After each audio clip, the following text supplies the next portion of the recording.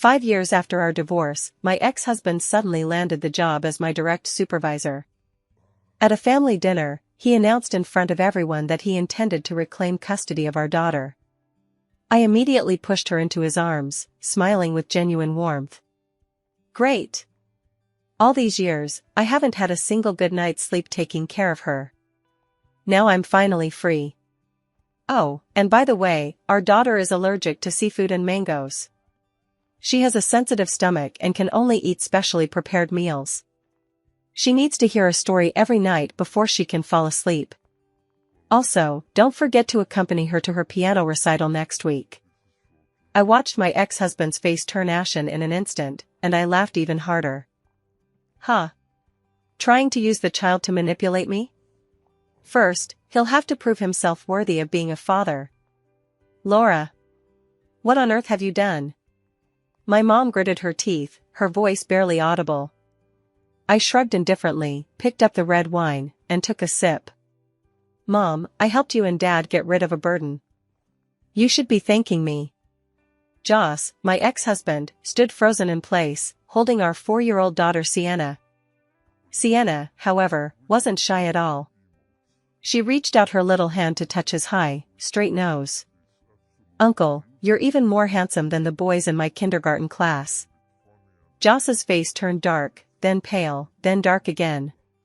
Sienna, call Daddy, he said, his voice tinged with gritted teeth. My dad cleared his throat, stepping in to smooth things over. Joss, she's just a little girl. Don't get so worked up. Laura, you should hold your tongue too. Go get her back here.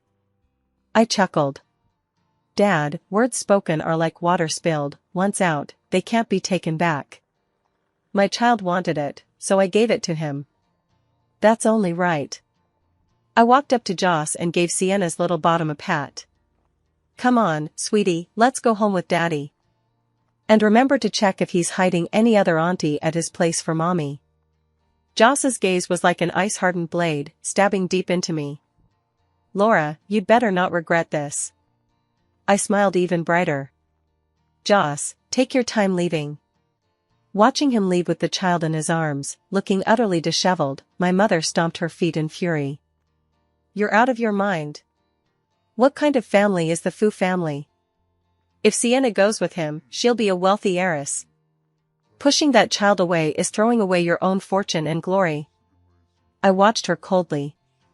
My wealth and prestige have never come from men or children. This family gathering was a trap from the start. My father's company faced a crisis, its funding chain snapped, desperately needing investment. Joss, whom I hadn't seen in 5 years, had become a powerhouse in the investment world. They brought me back just to use me, and Sienna, to plead with him. But they never expected Joss would proactively demand custody. And they certainly didn't anticipate I'd agree so readily. I turned and grabbed my coat. I have work to attend to at the office. I'll be leaving now. Stop right there. You ungrateful daughter. My father slammed his chopsticks down on the table in fury. Do you insist on seeing the Sioux family go bankrupt before you'll be satisfied? I stopped in my tracks, turned around, my gaze icy. When you forced me to divorce Joss, did you ever think this day would come? With that, I walked away without looking back. Behind me came furious curses and the sound of shattering glass. As the car pulled away from the Sioux family mansion, the smile on my lips slowly faded. My hands gripping the steering wheel trembled slightly. 5 years. I thought I'd long since become immune to everything. But the moment Joss appeared, my heart still skipped a beat. My phone buzzed, Bestie Myra. So? The trap dinner's over? Your vampire parents didn't sell you off, did they? I croaked. They did. And I'm free. The next day, I walked into the office feeling refreshed. But barely 12 hours into my peace and quiet, Joss's call caught up with me.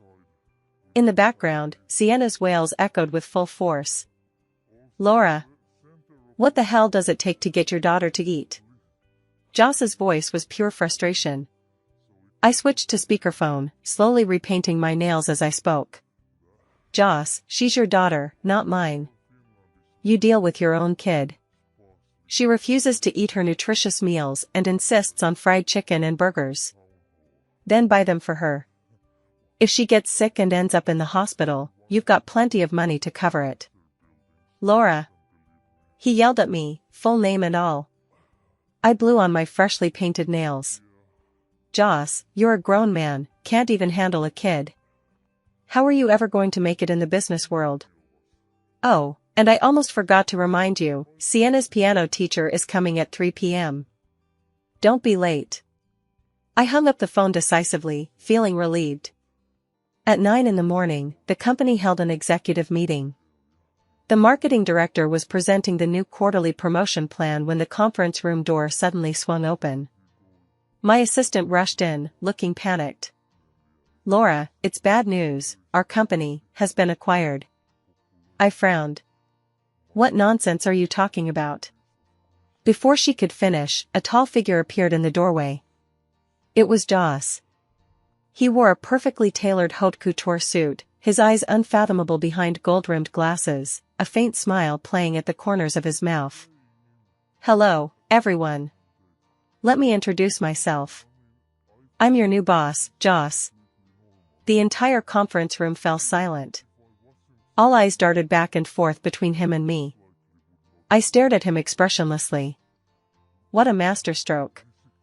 He walked to the head seat, pulled out the chair, and sat down with graceful ease. Director Laura, it's a pleasure to finally meet you. He deliberately emphasized the word director.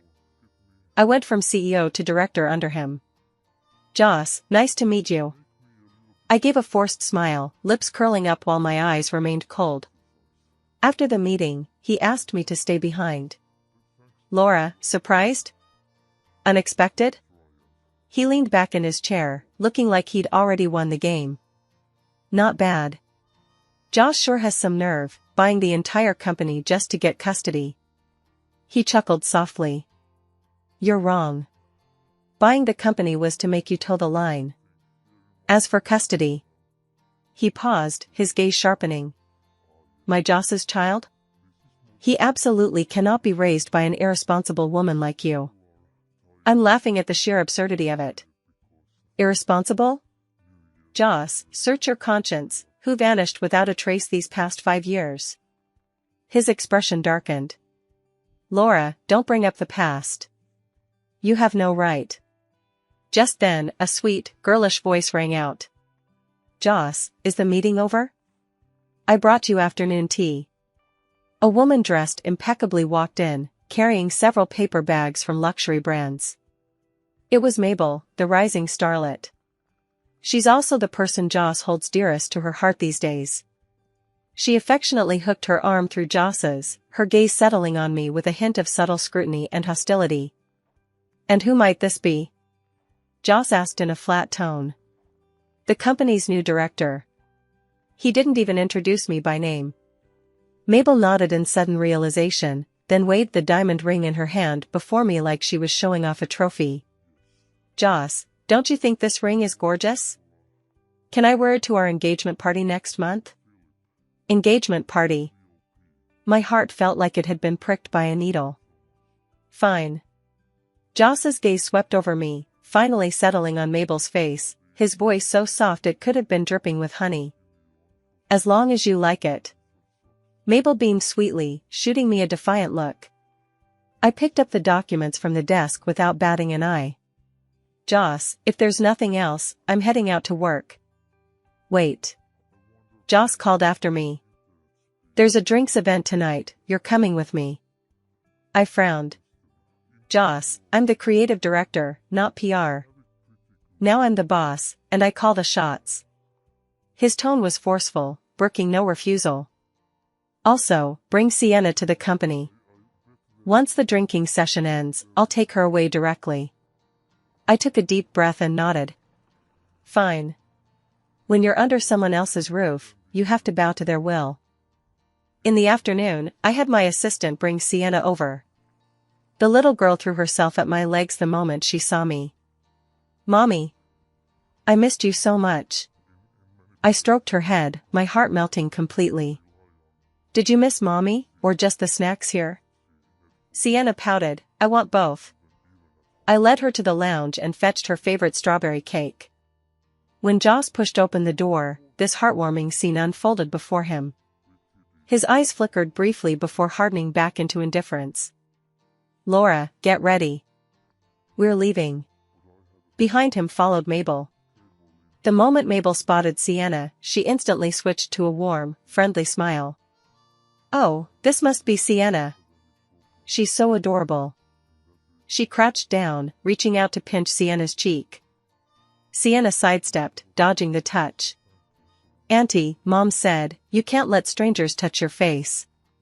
Mabel's smile froze on her face. I nearly laughed out loud. Well done, my darling. Mabel felt a bit awkward as she pulled a beautifully wrapped box from her bag. Sienna, look, this is the Barbie doll Auntie bought for you. It's a global limited edition. Sienna glanced at it, her interest waning. Thanks, Auntie, but I don't like playing with dolls. I like building with Lego. Mabel's expression darkened further. She looked to Joss for help. Joss, however, frowned, her tone tinged with reproach. Laura, is this how you usually teach your child? Not a shred of manners. My temper flared instantly. How is she being rude? If she doesn't like it, is she supposed to pretend to accept it and then toss it in the trash? Joss, my daughter wouldn't stoop to doing what some adults seem to enjoy doing. My words carry meaning. Joss's face was so dark you could practically see the rain dripping from it. Mabel's eyes instantly welled up with tears as she tugged at Joss's sleeve, looking hurt. Joss, I didn't mean it like that. I just wanted to bond with the baby. Joss patted her hand gently, soothingly. I know. He turned his head and gave me a cold stare. Laura, it seems you no longer want to hold that director position. At the drinking party, Joss was surrounded by a crowd of people fawning over him. Mabel, like a proud peacock, stayed glued to his side. As for me, I was relegated to the farthest corner, ignored by all. A slick-haired man approached with a glass of wine. Beautiful lady, drinking alone is no fun. Let me join you for a glass? I refused with a cold expression. Sorry, I don't drink. The man wouldn't let it go, reaching out to grab my arm. Stop pretending, in this line of work, who doesn't know how to drink? Just as I was about to snap, someone suddenly seized my wrist from the other side. Joss had approached unnoticed, his expression dark. Fox, this is my girlfriend. His voice wasn't loud, but it carried an overwhelming sense of pressure. That fox sheepishly withdrew his hand and slunk away. Joss dragged me out onto the balcony, his grip so tight it nearly crushed my wrist. Laura, are you that desperate for a man? I shook off his hand, utterly baffled. Joss, are you out of your mind? I'm sick. He suddenly growled, his bloodshot eyes fixed on me. Seeing you wrestling with another man makes me want to lose my mind. His shout stunned me. The evening breeze swept across the terrace, carrying a hint of chill. The madness and pain in Joss's eyes were so clear, so unfeigned. My heart skipped a beat, beyond my control. Was he jealous? The thought flashed through my mind, only to be instantly extinguished. Impossible. He already has Mabel by his side, and they're about to get engaged. I let out a cold laugh. Joss, aren't you being a bit too nosy? I'm an employee at your company, not your personal property.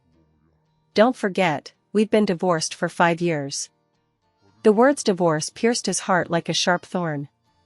The light in his eyes instantly dimmed, and the air around him grew thick with an almost palpable tension. After a long while, he pulled a cigarette from his pocket, lit it, but didn't smoke. He simply held it between his fingers, letting the crimson ember flicker in the night. Laura, what if, his voice was hoarse, what if I said I regretted it? My heart skipped a beat. Regret? What did he regret? Regretting divorcing me so decisively back then? By the end of the drinking session, Joss was dead drunk. I shoved him into the car, and Mabel naturally slid into the passenger seat. Laura, thanks for stepping in today. I'll take care of Joss. Her tone was polite, but her eyes sparkled with the smugness of a victor. I didn't say anything and started the car. First, I dropped Mabel off at her luxury apartment. As she got out, she turned back to me and said, "Laura, Joss doesn't hold his liquor well. When he's drunk, he tends to ramble. Don't take what he says seriously." I gave a wry smile. "Mabel, don't worry, I didn't take a single word to heart. Only Joss and I remained in the car, him unconscious. I drove him back to the riverside villa he'd bought. This was my first time here. The decor was minimalist, just the style he always favored, cold and hard, devoid of any warmth. Just like him. I had to drag him to the bedroom with all my strength and fling him onto the bed. Just as I was about to leave, he grabbed my wrist. He opened his eyes at some point, his gaze piercing the darkness with startling intensity. Not a trace of drunkenness remained. "Laura, don't go." My heart skipped a beat. "You were faking it?" He didn't answer, only yanked me forcefully. My balance shattered, and I tumbled into his arms. The familiar scent of cedar enveloped me, potent and irresistible. "Joss, let go of me." I struggled, but he held me tighter. His chin rested on the top of my head, his voice tinged with weariness and vulnerability. "Laura, stay with me a little longer, just a little longer." Hearing my name called like that stopped all my struggling. It had been so long since anyone had called me that. The next morning, I woke up in excruciating pain. The hangover made my head feel like it was splitting open. I stirred and realized I was lying in Joss's bed, with him fast asleep beside me. Fragments of last night flooded my mind. His kisses, his whispers, his wild passion. I bolted upright, flung back the covers, and the bruises on my body stung my eyes. I couldn't believe I'd done it again with him. Frantically pulling on my clothes, I fled the villa as if escaping. Back home, my parents were both there. Seeing me return looking utterly exhausted, my mother immediately rushed over, her face lit up with unmistakable joy. "Laura, you're finally back. How did it go? Did Joss agree to invest in the company?" As I looked at her anxious face, my heart sank. To get Joss to invest, you'd even scheme against your own daughter? At those words, my father's expression darkened, and he slammed the newspaper he was holding down on the table. "What nonsense! How could we possibly scheme against you? You didn't come home all night last night, we were worried sick and didn't sleep a wink." I sneered. "Oh really? Then how do you explain someone slipping something into Joss's drink?" Their faces turned pale. My mother avoided my gaze, unable to look me in the eye. "What drugging? Don't talk nonsense." "I'm not talking nonsense." I pulled a test report from my bag and slammed it down in front of him. This was prescribed at the hospital. The drug components in Joss's blood are identical to those from 5 years ago, the day you drugged me to frame him. I've finally woken up. Completely awake. 5 years ago, they drugged me to make it seem like I slept with Joss, forcing him to take responsibility for marrying me. 5 years later, they're resorting to the same despicable tactics to bind us together again, this time to get Joss to invest in the Sue family. To them, I've always been nothing more than a tool to be exploited for their own gain. Smack. A resounding slap landed on my face, stinging fiercely. My father pointed his finger at my nose, trembling with rage. "You ungrateful daughter. We worked our fingers to the bone raising you, and this is how you talk to us? All this we do, isn't it for your own good, for the good of this family?" "For my own good?" I covered my face, laughing until tears streamed down my cheeks. "For my own good, you'd trade me like a commodity? For the sake of this family, you'd sacrifice my happiness, my life?" My mother also began to speak, her voice choked with tears. "Laura, we really had no choice. If your dad's company goes bankrupt, our whole family will be left out in the cold. Besides, what's wrong with Joss? He's wealthy and influential, and he adores you. Getting back together would be the best of both worlds, wouldn't it? Like me?" My smile grew even more sarcastic. If you truly cared, you wouldn't have chosen divorce without hesitation 5 years ago after my cheating scandal broke. If you truly cared, you wouldn't be entangled with me while preparing to propose to Mabel. At this moment, the last shred of familial affection I held for you has vanished completely. From today onward, I have no connection whatsoever with you, or with the Sue family. I threw those words at him and turned away decisively. If you dare step out that door, don't ever come back, my father roared behind me. I didn't look back. Back at the office, I handed in my resignation letter. Joss stared at it, his brow furrowed. Why? I don't want to do this anymore. My tone was flat. He stared at me for a long moment, as if trying to read something in my face. Because of last night? Joss, we're adults, whatever happened is perfectly normal. Don't dwell on it. The more nonchalant I acted, the more his expression darkened. Laura, do you really have to draw a line between us this way? What else could I do? Joss, you're about to get engaged.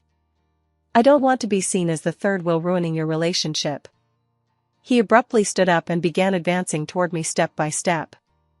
What if I told you the engagement was off? I froze. What did he mean? Exactly what he said. He grabbed my chin, forcing me to look at him. I've taken care of Mabel. Now tell me, what the hell is your problem? I slapped his hand away and took a step back, keeping my distance. Joss, this is your personal business. It has nothing to do with me. I've already submitted my resignation letter.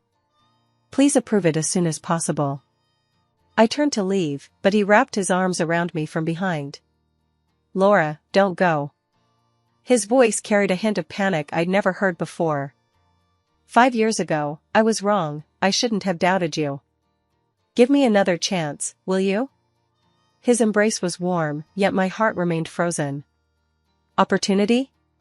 He'll never understand the taste of being betrayed by both family and lover at the same time.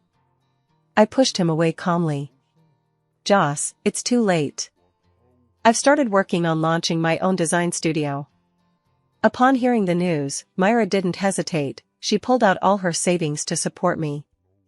Laura, you should have gone solo ages ago. With your talent, you'd absolutely blow those mediocrities out of the water. The studio quickly got up and running, landing a few decent-sized gigs. Just when I thought life could finally settle down, a court summons shattered all tranquility. Joss has formally filed a lawsuit against me, seeking custody of Sienna. The reason given was that I have no fixed residence and unstable employment, making me unable to provide a good environment for the child's upbringing. Staring at the black and white text on the summons, I was shaking with rage. He really is something else. In court, Joss's lawyer spoke with great eloquence, portraying me as an unfit mother who abandoned her daughter for her career and led a chaotic personal life. Your Honor, my client, Mr. Joss, is a successful businessman with substantial financial resources. Most importantly, he deeply loves his daughter and possesses ample time and energy to accompany her as she grows up. In contrast, Ms. Laura has just resigned, her future uncertain, and she doesn't even have a permanent residence. Entrusting the child to her, we have every reason to be concerned about the child's future. The lawyer I hired was a young man who had only recently entered the profession. He was thoroughly outmaneuvered by the opposing counsel's seasoned attorney, retreating step by step, his brow glistening with sweat. I sat in the defendant's dock, coldly observing Joss. He sat across from me, dressed in a suit, his expression cold and indifferent, as if we were two complete strangers. Is this how he shows his love for me? Attacking me with the most vicious words, trying to drag me through the mud, and then taking away my only daughter. My heart felt like it had been soaked in ice water, cold and hard. During the recess, Joss walked up to me. Laura, you can still back out now. He looked down at me, his eyes devoid of any warmth. If you agree to come back to me, I'll drop the charges immediately. I laughed. Joss, are you threatening me? You could see it that way. What if I don't agree? A cruel curve lifted the corner of his mouth. Then we'll settle this in court. But let me warn you, you stand no chance against me. I met his gaze, enunciating each word clearly. Is that so? Then let's see. The case is increasingly turning against me. Joss has mobilized all his connections and resources, even tracking down my former landlord to corroborate that I was evicted for failing to pay rent. Those were the hardest days of my life. To pay for Sienna's treatment, I spent every last penny I had saved. He used that against me, stabbing me with every word. Myra was furious. Joss, that jerk. How could he do this to you? No way, I'm going to confront him. I pulled her back. It's useless. He's dead set on fighting me for Sienna now. What can we do? We can't just sit here and wait for disaster to strike. I paused for a moment, my gaze hardening. If he won't show mercy, then don't blame me for being ruthless. I hired a well-known private investigator in the industry. I needed all the dirt on Joss, especially anything related to his fiancée Mabel. If he wanted to play games, I'd play along until the end. Within days, the investigator provided me with a detailed dossier. Looking at the intimate photos of Mabel entering and exiting hotels with different men, along with the intricate network of sugar daddies behind her, I let out a cold laugh. Joss, everything you've inflicted upon me, I'll make you pay back double. I anonymously leaked this information to several entertainment outlets notorious for sensationalism. The next day, #Mabel's chaotic personal life shot straight to the top of the trending topics. Public outrage erupted instantly. Mabel's image as an innocent ingenue crumbled overnight. Her endorsements were revoked, her new drama recast, and she became a pariah everyone wanted to see gone. Joss's company was also affected, with its stock price plummeting. I know this is only the beginning. I met up with Mabel. In the cafe, she took off her sunglasses, revealing a face worn down by exhaustion. You did it, didn't you? She fixed me with a stare, her eyes brimming with hatred. I stirred my coffee, neither confirming nor denying. Mabel, I just want to tell you this, what isn't meant for you, no matter how much you scheme, you'll never keep. She suddenly became agitated. What do you know? How much have I sacrificed to get to where I am today? I won't give up easily. Do you really think Joss loves you? Don't be ridiculous. He's only with you because... Her words trailed off abruptly, a flicker of terror crossing her eyes. I caught it instantly. But what was it? I pressed. Mabel, however, clamped her lips shut and refused to say another word. My mind was filled with doubts. It seemed there was a secret between Joss and Mabel that I didn't know about. Mabel's reaction made me realize things weren't as straightforward as they seemed. The connection between her and Joss was far more complex than a simple romantic relationship or business arrangement. Her sudden panic felt like she'd let slip some earth-shattering secret. I decided to start with Mabel. I had the private investigator dig deeper, this time focusing on her partnership with Joss and the true financial backer behind her. Soon, a far more intricate web unfolded before me. The biggest backer behind Mabel turned out to be Joss's arch-rival, the chairman of Hong Yuan Group, an old man well past 50.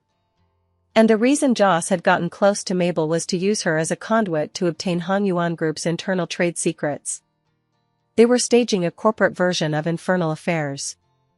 Reading the documents sent a chill down my spine. Joss, how much more are you hiding from me? For business gain, he could exploit a woman's feelings and push her into another man's bed. What about me? Now he comes back to me, professing love and regret. How much of it is real, how much is fake? Is it that in his world, everyone and every emotion can be used as bargaining chips for calculation and trade? I sent these materials to Joss, along with the compromising photos of Mabel and that old chairman. I included no accompanying text. I trust he understood. That night, for the first time ever, he didn't go home but came to my studio instead. When he arrived, I was sketching design drafts.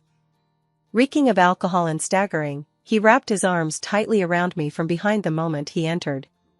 Laura, you're still mad at me, aren't you? His voice was hoarse and thick with nasal congestion. Does getting revenge this way make you feel better? I set down my brush, offering no resistance as he held me. Joss, aren't you curious how I got those documents? His body stiffened. I turned around and calmly met his bloodshot eyes. Because Mabel is mine. His pupils suddenly contracted, his face etched with disbelief. What did you say? I said, Mabel is a pawn I planted beside you. I spoke slowly, one word at a time. From the very first day you returned to the country, every move you made has been under my surveillance. You thought you were outmaneuvering others, but in truth, you were the one being outmaneuvered. Joss's face instantly turned ashen. He staggered back a step, staring at me with an utterly unfamiliar expression, as if he didn't know me. Laura, you. I stepped before him, my hand brushing his icy cheek, my smile blooming like a poppy in the dark night. Joss, surprised? Unexpected? I returned his words to him, word for word. This game has only just begun. He gripped my hand so tightly it felt like he was crushing my bones. Why? Why did you do that? I pulled my hand free and brushed imaginary dust off my clothes. Because I'm just like you. A complete and utter madman. I'll make him taste the bitter pill of betrayal by the one he trusted most, of being toyed with like a plaything. I'll show him that Laura is no longer the soft target he could push around like he did 5 years ago. Joss walked away, lost in thought. Watching his staggering figure, I felt no sense of satisfaction from revenge. Instead, my heart was filled with a vast emptiness. Myra called, her voice brimming with excitement. Laura. Did you see? Hong Yuan Group's stock plummeted. The chairman resigned in disgrace. Joss really pulled off a ruthless move. I gave a faint nod. How come you're not excited at all? This is our first step in fighting back. Myra, tell me, am I becoming less and less like myself? Silence on the other end of the line. After a long pause, Myra sighed. Laura, you haven't changed. You've just learned to protect yourself. This world is nothing but a game of survival of the fittest. If you don't be ruthless, others will be ruthless toward you. Yeah. If I weren't ruthless, how could I have escaped that bloodthirsty Sioux family? If I weren't ruthless, how could I have raised Sienna all by myself? If I weren't ruthless, how could I have stood up to a formidable enemy like Joss? The next day, the custody case went to trial again. This time, I was fully prepared. I submitted all the evidence proving Joss had used Mabel for industrial espionage and that the Sioux family had drugged me for their own gain. The courtroom erupted in an uproar. Joss's lawyer turned pale, unable to utter a word. As for Joss, he sat there quietly, never once looking at me throughout the entire proceedings.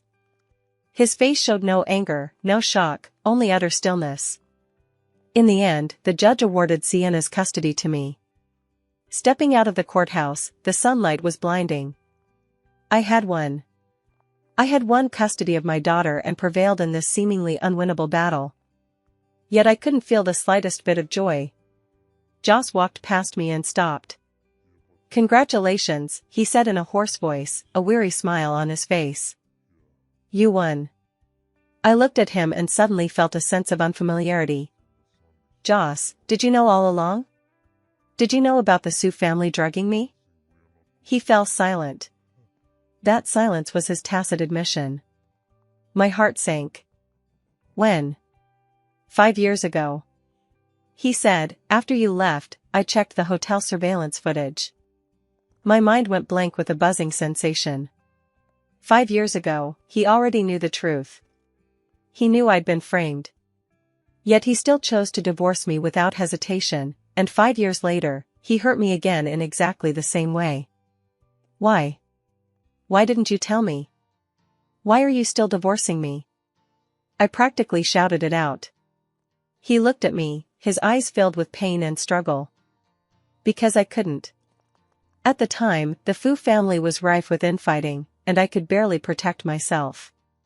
If I had shielded you, we both would have been swallowed whole. By divorcing you and pushing you out, I was protecting you. Protect me? That's the most ridiculous joke I've ever heard. Protect me by hurting me?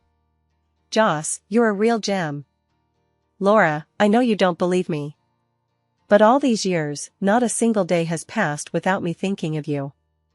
I've fought tooth and nail to climb my way up, all for the day when I'll finally have the strength to bring you and Sienna back home. I bought your company and fought you for custody, all to force you back into my arms. I thought that as long as we were together, all misunderstandings could be slowly resolved. But I was wrong. He gave a bitter smile.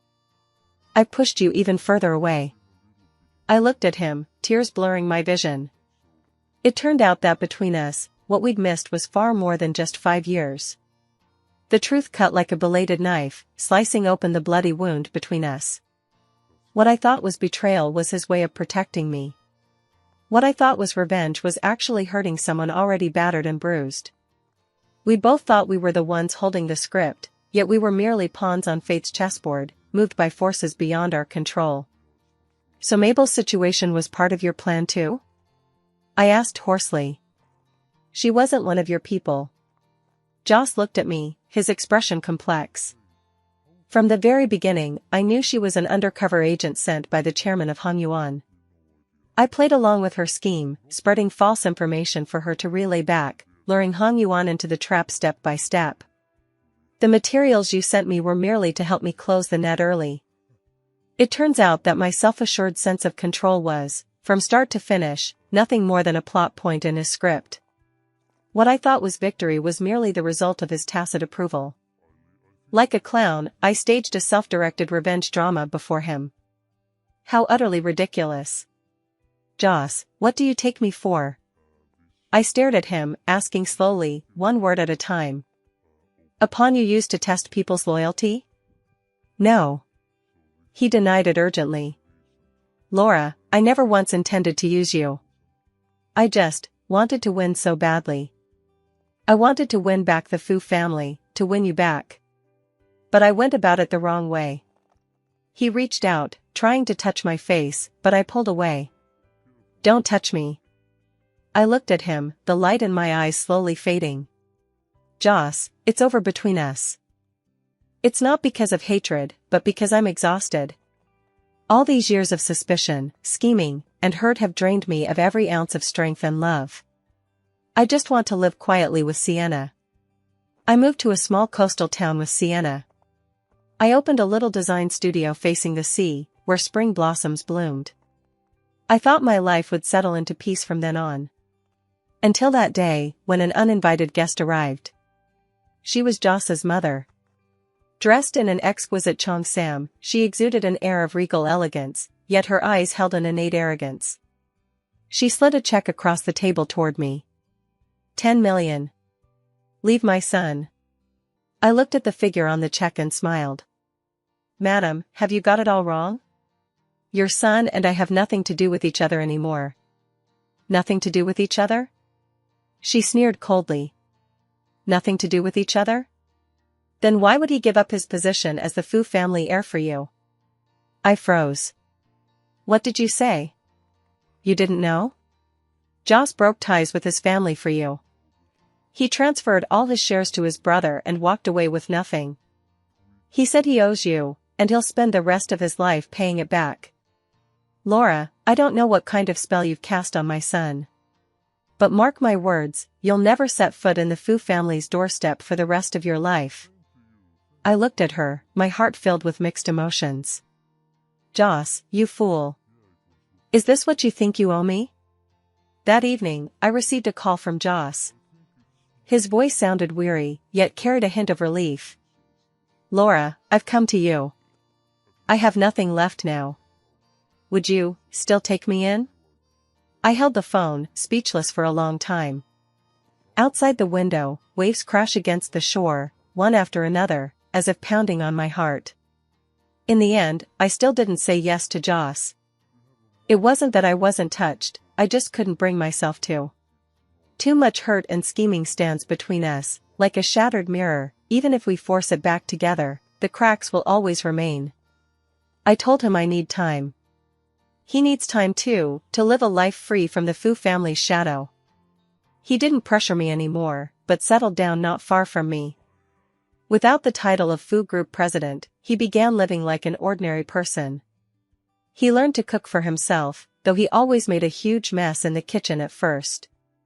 Every day he would drive Sienna to and from school, accompany her to the beach to collect seashells and build sandcastles. He was no longer the aloof Joss, but had become a clumsy yet devoted father. Sienna adored him. Children have the keenest senses, they can tell who truly cares for them. She began calling him Daddy in her baby voice. Whenever she did, Joss would grin like a fool, his eyes so full of tenderness they could drown you. He rarely came to disturb me, but every night he would stand silently for a while beneath my studio. Only when he saw the light in my room go out would he turn and leave. Myra came to visit me and couldn't help but sigh at the sight. "Laura, to be honest, I'm a little jealous of you. A reformed rogue is worth his weight in gold. Joss looks so much better now than he did when he was CEO." I smiled but said nothing. The frozen part of my heart seemed to be thawing bit by bit. My studio gradually gained recognition and landed a major project, the overall design for a resort. The client is extremely demanding and particular, rejecting several of my proposals. After pulling several all-nighters, I finally delivered a satisfactory solution. On my way to meet them, I realized the address was actually Joss's former company. Walking into the conference room, I was completely stunned when I saw who was sitting in the chair of honor. It wasn't Joss, but his younger brother, Mike. Mike looked surprised to see me too, but quickly regained his poise as a business executive. "Laura, it's a pleasure to finally meet you. Please have a seat." He gestured to the spot across from him. Suppressing my inner doubts, I began outlining my design philosophy. Throughout the presentation, Mike listened intently, nodding occasionally. When I finished, he was the first to applaud. "Laura's design is incredibly inspired, I love it. This project is yours." I can hardly believe it. "Aren't you reconsidering?" He smiled. "No need. I trust my brother's judgment." I'm even more confused. "Your brother?" "Yeah," Mike said matter-of-factly. "This company was transferred to your name before my brother left. So, Laura, you're the boss here now. As for me, I'm just working for you." My brain froze up again. Joss, had he given me the empire he built with his own hands? I stormed out of the building and drove like a madman back to the coast. Joss was on the beach with Sienna, flying a kite. The afterglow of the setting sun bathed him, outlining his gentle silhouette. Seeing me, he paused for a moment before smiling and coming over. "What's wrong? Why the rush?" I looked at him, tears falling uncontrollably. "Joss, why did you do this? The company, why did you give it to me?" He reached out and gently wiped away my tears. "Because they should have been yours all along. Laura, back then I forced you into divorce through despicable means, causing you so much suffering. Now, I just want to repay what I owe you." "I don't want it," I cried, shaking my head. "I don't want your company, and I don't want your compensation. I just want you to stay far away from me and never disturb my life again." I spoke the harshest words, yet my tears flowed even more fiercely. Sienna was startled by me and ran over to hug my legs, looking timidly at Joss. "Daddy, did you upset Mommy again?" Joss crouched down and ruffled Sienna's hair. "Daddy's sorry. Be a good girl, Sienna. Go find Aunt Myra to play while Daddy talks to Mommy for a moment." Sienna nodded wisely, glancing back every few steps as she walked away. On the beach, only the two of us remained. The sea breeze stirs my long hair, carrying the salty, damp scent. "Laura." Joss took my hand, his palm warm. "I know I've done many wrongs before, and I don't deserve forgiveness. I'm not asking you to forgive me now. I just want to stay by your side, watching you and Sienna. That would be enough for me." He looked at me with the reverence of a believer. "That company, you don't need to feel any burden about it. It's yours by right. You can run it yourself or sell it off, whatever you choose. All I ask is that you be happy." My heart was struck hard by his words. All these years, everyone told me to be strong, to be ruthless, to climb the ladder. Only he would say to me, as long as you're happy. I couldn't hold back any longer. I threw myself into his arms and wept uncontrollably. As if he were crying out all the grievances he'd endured these past 5 years. He held me tightly, whispering over and over in my ear. I'm sorry. Laura, I'm sorry. That day, we talked about so much. From our first meeting in college to our parting after graduation, then the 5-year gap and the entanglement after our reunion. We were like 2 children who had been lost for a long time, finally finding our way home. It turns out we both loved each other in ways we thought were right, yet ended up hurting each other. Thankfully, there's still time to make things right. Joss and I never remarried. I became his boss, and he became my employee. Together, we ran that company and made it more and more successful. In his free time, he would take me and Sienna on trips around the world. In the lavender fields of Provence, he proposed to me once more. There was no grand ceremony, only a ring woven from pampas grass. Laura, marry me. He knelt on one knee, his eyes tense yet hopeful. I looked at him, smiled, and shook my head. Amidst his disappointed gaze, I pulled a small red booklet from my bag. It was our marriage certificate. 5 years ago, when we divorced, I secretly kept one copy. I handed it to him. Joss, we never really parted. His eyes instantly reddened. He stood up and pulled me tightly into his embrace, as if he wanted to press me into his very bones. Laura, thank you. Thank you for loving me when I had nothing. Thank you for giving me a home. Later, the Sue family went completely bankrupt. My parents came to me, begging for help. I gave them enough money to live out their days in peace, on the condition that they never show their faces to me or Sienna again. They took the money and vanished into the crowd. Mabel was locked up on multiple charges. Mike also found his happiness, marrying a kind and cheerful girl. It seemed everyone had found their perfect match. On the wedding day, the sun shone brightly. Sienna, dressed in a pretty flower girl gown, presented us with the rings. Joss gazed at me, his eyes brimming with undying devotion. Honey, I love you. I stood on tiptoe and pressed my lips to his. Husband, I love you too. The wind swept through the white doves in the church, carrying them toward the azure sky. I knew this time, happiness would never be late again.